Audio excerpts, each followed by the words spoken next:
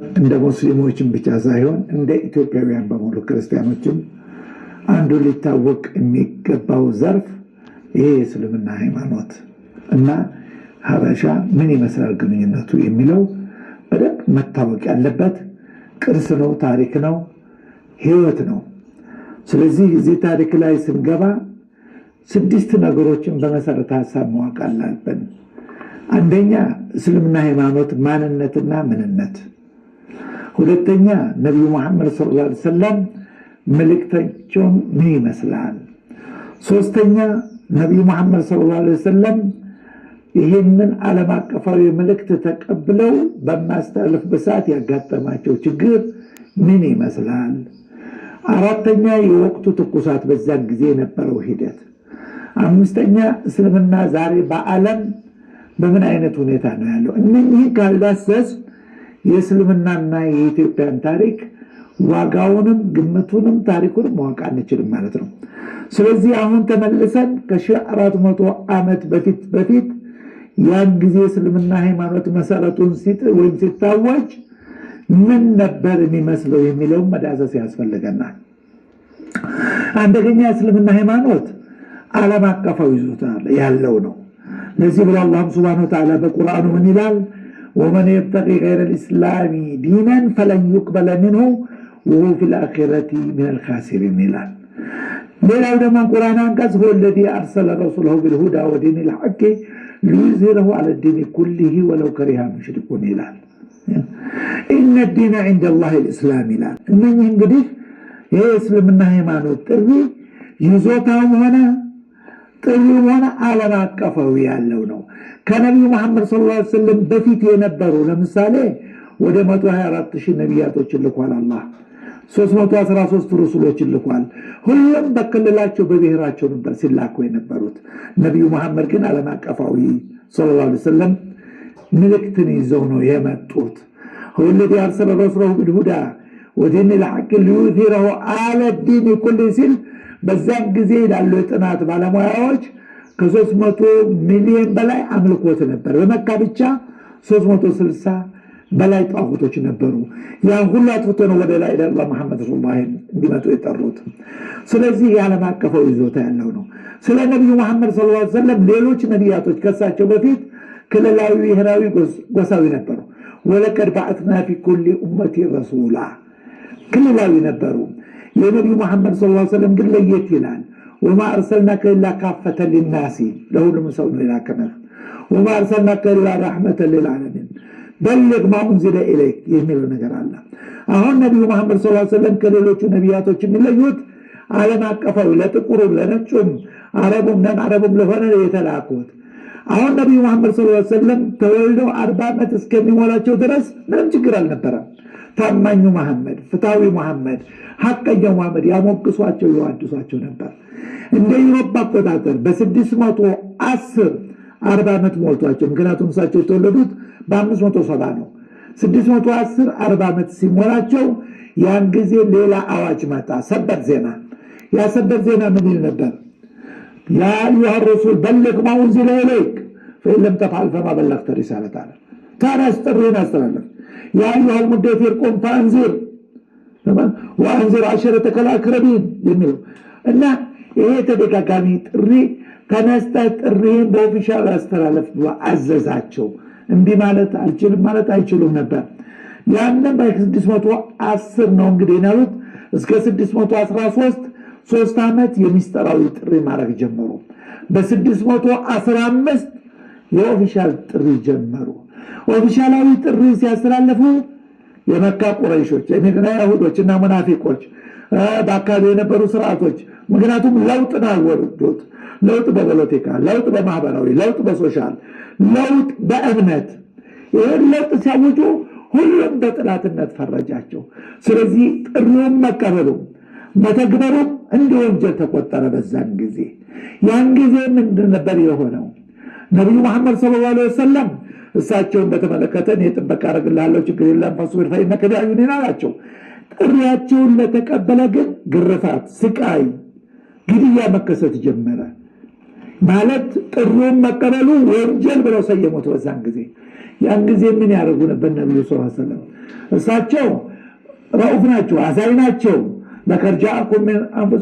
ለከርጃኩም ረሱል ምን አንፉሲኩም አዚዙን ዐለይሂ ማ ዐኒቱም ሐሪሱን ዐለይኩም ቢልሙእሚኒና ረኡፍ ረሒም እኮ ነው የሚላቸው። አዛኝ ናቸው። በእሳቸው ምክንያት ሰው ሲገረፍ ሲታሰር ሲያው ተጨነቁ። ያን ጊዜ አላህ መፍትሄ የሰጣቸው። አሁን ስለ ሀበሻ ያሉትን ቃላት እናመጣ ነው ግንኙነታችን ከእስልምናና ኢትዮጵያ።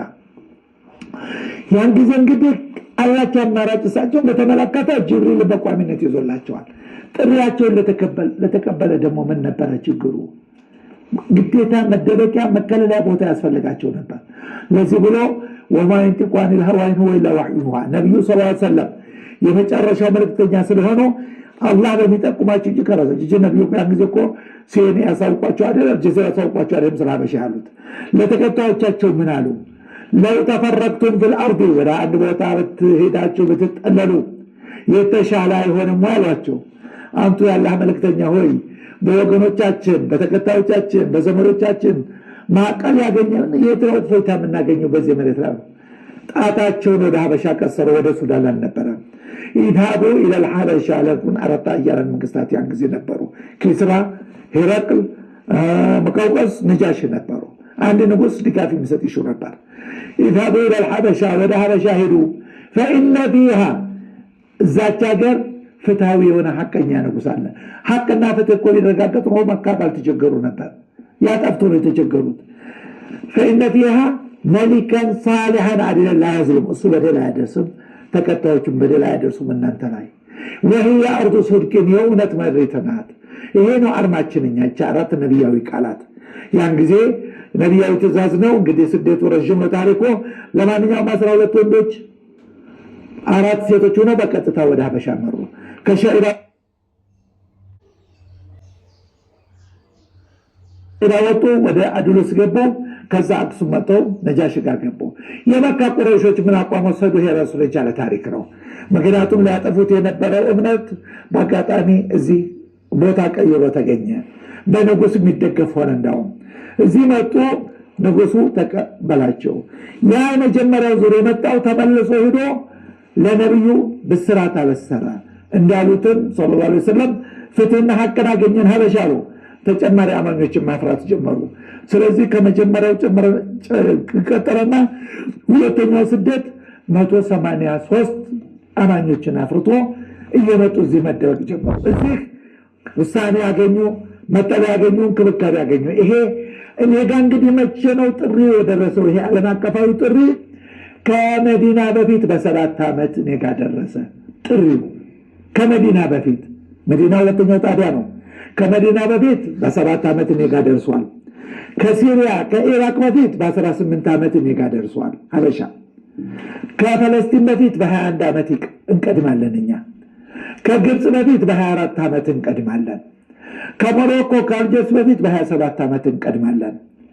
ከሱዳን በፊት ሱዳን የአሁኑ ዲያሞች 36 ዓመት እንቀድማለን እኛ። ከቱርክ ከኢራን በፊት በ75 ዓመት እንቀድማለን። ከሲንድ ከሂንድ በፊት በ180 ዓመት እንቀድማለን።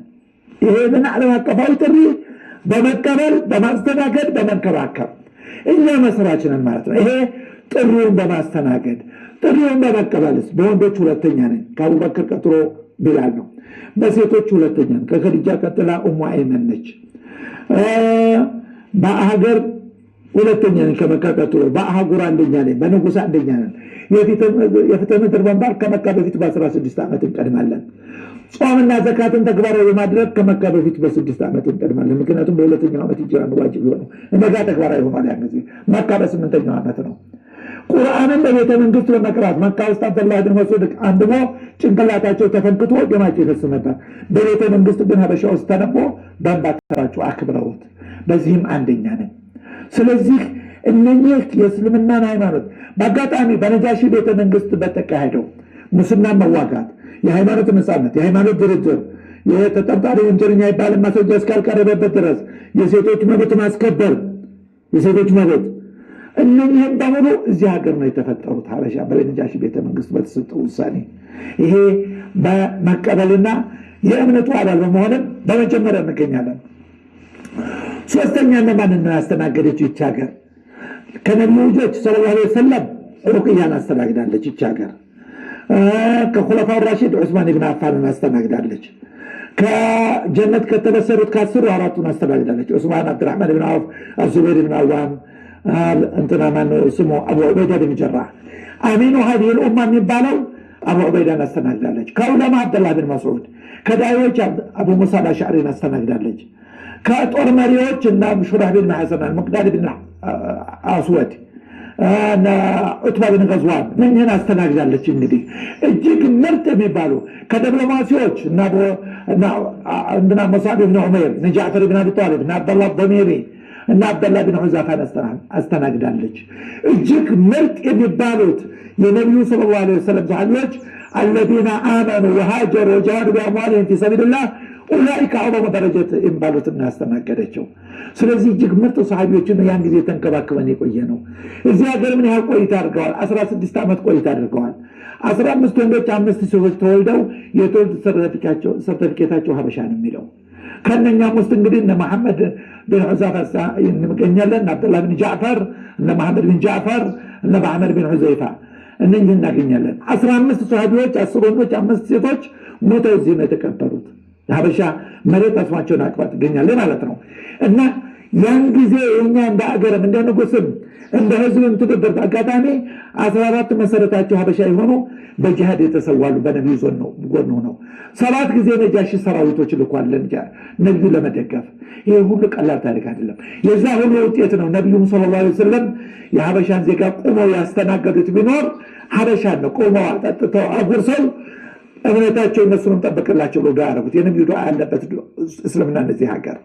ከዚህ አልፎ ደግሞ ሀበሾች እስካልነኳቸው ድረስ እንዳነኳቸው ለክርስቲያኑም ለሀገሪቷም ለሙስሊሙም። ለዚህ ብሎ ዘመቻ ወደዚች አልተደረገም ወደ ሀበሻ የነቢዩ ሰለላሁ ዐለይሂ ወሰለም ግዩ ክብር ያለ አፍሪካዊ ያላገኙት አረቡ አላገኘውም።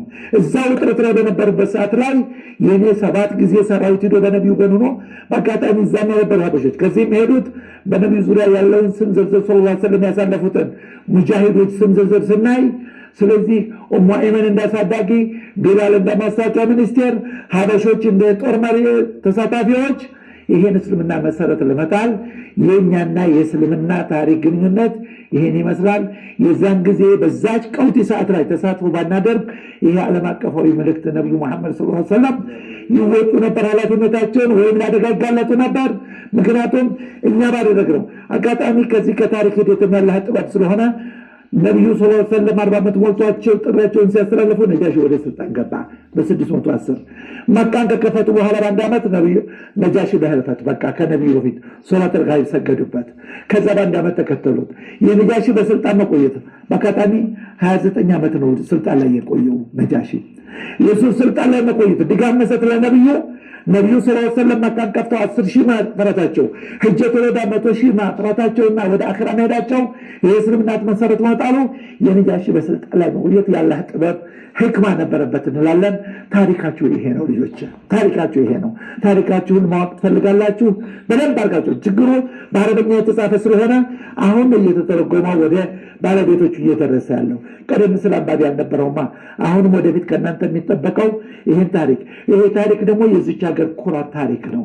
በየትኛውም ዓለም ሙስሊም ያከብረዋል እንትልለዋል። ለዚህ ነው ድህነትን ኋላ ቀርነትን ለመቅረፍ ይህን ታሪክ መጠቀም አለበት። የሀገር ጥቅም ነው፣ የመንግስት ጥቅም ነው፣ የህዝብ ጥቅም